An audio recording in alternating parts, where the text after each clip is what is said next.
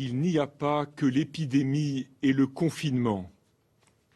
Pourtant, nous sommes en ce moment tous un peu sonnés, un peu décontenancés, et certains sont meurtris et douloureux, d'autres épuisés. Ce matin, frères et sœurs, Dieu lui-même vient nous consoler. Il vient à nous avec tendresse. En célébrant la résurrection, en fêtant le ressuscité, nous ne marquons pas un anniversaire qui s'éloigne dans le temps, nous nous livrons à l'action puissante de Dieu et douce, celle qui s'est manifestée en Jésus pour s'exercer désormais pour chacun de nous et en chacun et chacune de nous. D'abord, goûtons, si vous le voulez bien, la délicatesse que relève le récit de Saint Jean. Par sa résurrection, celui qui paraissait vaincu, éliminé, dont on s'était débarrassé, celui qui était enfermé dans le tombeau, le confinement le plus total et le plus irrémédiable, a été tiré vers la vie en plénitude. Mais voyez comme chacun y accède à son rythme.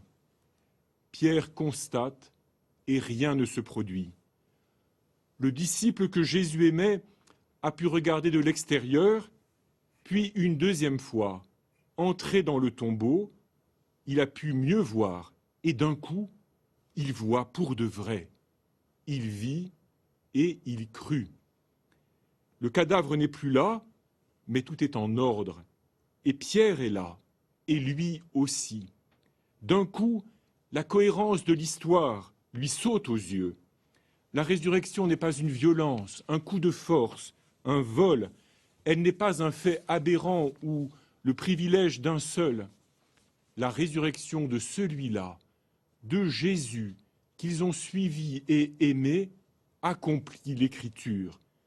Elle ouvre pour tous les hommes le passage de la vie à la vie, de la vie qui conduit à la vie toujours plus vivante et vivifiante. En Pierre et l'autre disciple, nous le voyons, du temps nous est donné pour y accéder. Tel est éclairé en un instant.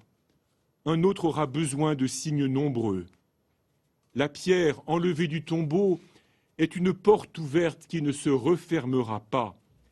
D'année en année, frères et sœurs, selon les événements de notre vie, les choix que nous faisons ou auxquels nous nous dérobons, laissons-nous conduire dans la vérité de la résurrection selon notre rythme et à la manière que Dieu veut pour nous.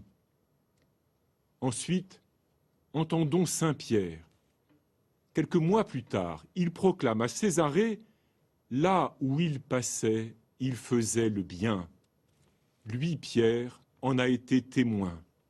Il est témoin aussi que Jésus est allé jusqu'à la mort pour nous faire le plus grand bien, celui de nous choisir devant le Père, comme ses frères et ses sœurs, alors même que nous résistons, que nous l'esquivons ou que nous le rejetons. Et Pierre est témoin encore que le Père fait du bien à son Fils avec toute sa tendresse, en le tirant de la mort, en nous appelant à lui par-delà le péché et la mort. Enfin, saint Paul l'affirme, notre vie reste cachée avec le Christ en Dieu jusqu'à ce qu'il paraisse dans la gloire. Notre vie reste cachée. Elle ne nous est pas dérobée, au contraire. Lui, le ressuscité, entré dans la gloire du Père, recueille tout ce qu'il y a à retenir de notre vie à chacun pour que tout nous soit rendu dans sa plénitude le moment venu. Beaucoup en ce moment souffrent de ne pouvoir accompagner les mourants et les défunts. Cette souffrance est redoutable, mais elle est noble. Elle traduit une grandeur de notre condition humaine. Recevons ce matin cette promesse, ce que nous n'aurons pu mener à son terme sur cette terre est recueilli par le Christ vivant et porté par lui et en lui à son accomplissement pour devenir notre plénitude le moment venu. Frères et sœurs, le jour de Pâques, nous sommes d'habitude les uns pour les autres les témoins du ressuscité. Les catéchumènes, lorsqu'ils sont plongés dans la mort et la résurrection de Jésus, rajeunissent notre joie de vivre dans le Christ. Elle nous manque ce matin l'allégresse du rassemblement pascal. L'eau baptismale n'a pas touché votre front et vous ne recevrez pas sacramentellement le corps vivifiant du Christ. Pourtant, nous sommes ce matin réunis par les ondes, les témoins choisis d'avance dont parle l'apôtre Pierre. Nous sortirons du confinement et l'épidémie finira par disparaître. Dès aujourd'hui, soyons des témoins du ressuscité. Soyons-le chacun ou chacune pour lui-même ou pour elle-même. Soyons-le pour ceux et celles avec qui nous sommes confinés. Préparons-nous à l'être pour celles et ceux que nous retrouverons bientôt. Il a passé en faisant le bien. Il a fait ce bien jusqu'à l'extrême. Il s'est remis à son Père et il a reçu la puissance d'ouvrir pour tous les portes de la vie où tous seront vivants.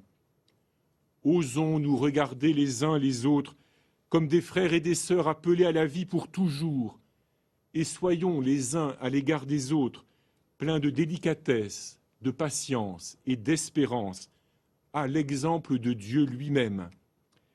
N'ayons pas peur de perdre lorsque nous donnons.